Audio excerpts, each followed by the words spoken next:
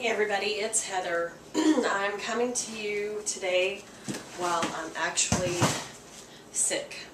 I have a cold, and what I wanted to share was, most people would think this wouldn't be the ideal time to do a video, but me, I seize the moment. So I have a cold, and my husband has been making me a tea. He did not want to be on camera today, so I'm forced to do it.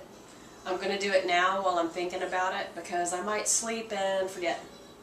But what he has done is he has filled up my cup to about here with hot distilled water. Then we took ginger. We take, since we're juicing daily, we actually take just a huge hunk of ginger. This is extremely fresh, extremely strong and potent ginger.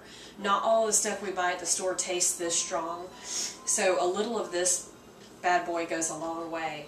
So I think he takes a huge hunk like this, takes a huge hunk of it, juices it in the juicer, then he puts it in a baby jar. It usually doesn't last very long around here because we're using it constantly.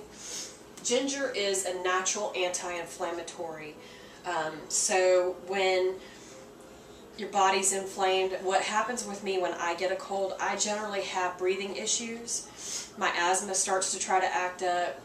The better I eat, the better I feel and the less I have health issues. I rarely get a cold. In fact, nowadays I don't get a cold hardly at all, but I got one this time because I was eating some stuff, I think, between the cold weather changes and then just not eating as stellar as I could have been.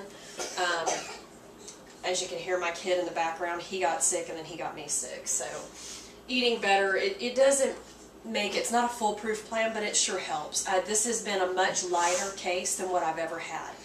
Normally when I get a chest cold and upper respiratory stuff, it's really bad, it lasts a really long time. So Excuse me. So my little guy is trying to get in the video. Anyway, so what he does is he fills this up with distilled water, and then he's juiced some ginger. I watched him pour it. If the ginger is very potent, there's really no way to tell till you make the tea, but he added, since it's potent, he added about a teaspoon to a teaspoon and a half. He's like, well, you pour it in and when it gets cloudy. So I figured as I watched it was about a teaspoon to a teaspoon and a half. Then he cut a lemon about this much of it off and then squeezed the lemon in there, stirred it, and this has been my homemade TheraFlu.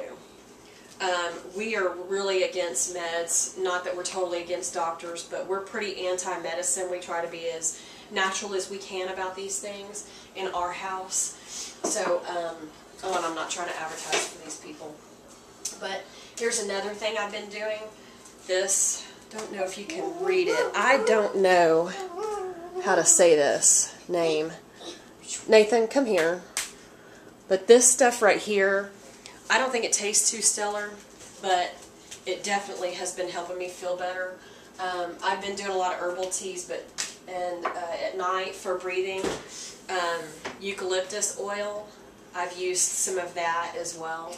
I actually made my own eucalyptus, my own vapor rub salve type stuff. I use coconut oil for that. Coconut oil, beeswax, peppermint oil, and eucalyptus oil.